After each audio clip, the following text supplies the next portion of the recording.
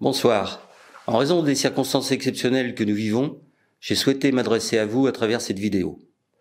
Depuis un mois, notre ville habituellement si vivante s'est mise en sommeil. Nous appliquons les mesures prises par l'État lorsque nous les avons. Mais le plus souvent, nous sommes dans l'obligation d'anticiper et de prendre nos propres initiatives. Ainsi, dès le début de la crise, les services de la ville se sont mobilisés pour mettre en place les mesures de confinement et pour vous apporter leur soutien. Avec le CCAS, nous avons mis en place un plan d'action pour accompagner les plus fragiles et les familles les plus modestes, à travers le portage de repas et de courses, une aide alimentaire ou encore la téléassistance. Nous assurons également la garde d'enfants, des personnels soignants, mais aussi des aides à domicile, des personnels des EHPAD, ainsi que ceux des forces de sécurité et de secours, bien évidemment, je parle des pompiers. Enfin, nous avons remis d'anciens stocks de masques et de gel hydroalcoolique aux professionnels de santé et mis à la disposition des infirmières libérales un local où elles peuvent se changer et désinfecter leur tenue de travail avant de rentrer à leur domicile.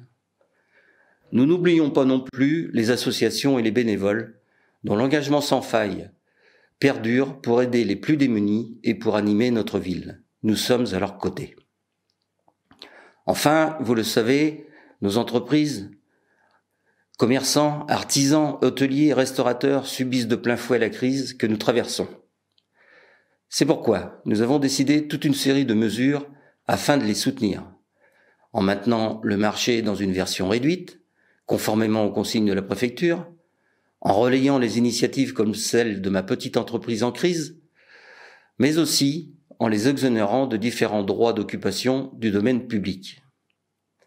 Et puis, exceptionnellement, les chantiers dont certains ont repris progressivement pourront se poursuivre cet été sur des créneaux horaires précis pour permettre à nos entreprises locales d'atténuer les effets de la crise.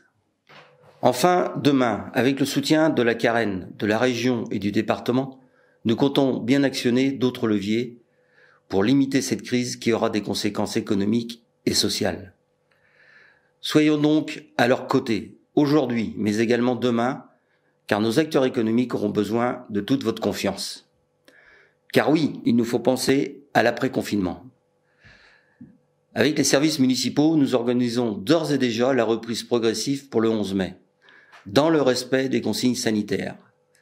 Par ailleurs, avec l'ensemble des communes de la Carène, nous avons passé commande de 280 000 masques en tissu, lavables et réutilisables à la norme AFNOR, dont 28 000 seront destinés aux Pornichétains. Nous devrions les recevoir mi-mai. Les modalités de distribution restent à définir et vous seront communiquées plus tard. Enfin, je souhaite en cet instant remercier toutes celles et tous ceux mobilisés dans le cadre de cette crise, mais également vous remercier car globalement, le confinement à Pornichet est bien respecté. Hélas, certains n'ont toujours pas compris le principe de confinement. C'est pourquoi nous continuons à contrôler et, le cas échéant, à verbaliser. Je le sais, il est parfois compliqué de rester chez soi sans pouvoir profiter de sa famille, ni de ses amis ou de la mer. Mais nous ne devons pas relâcher nos efforts si nous voulons que ce confinement se termine au plus vite. Pensons à la période d'été. Cette période troublée met à l'épreuve notre sens civique, mais aussi notre solidarité. Elle doit nous inviter à dépasser nos égoïsmes, mais aussi à nous réinterroger sur nos modes de vie.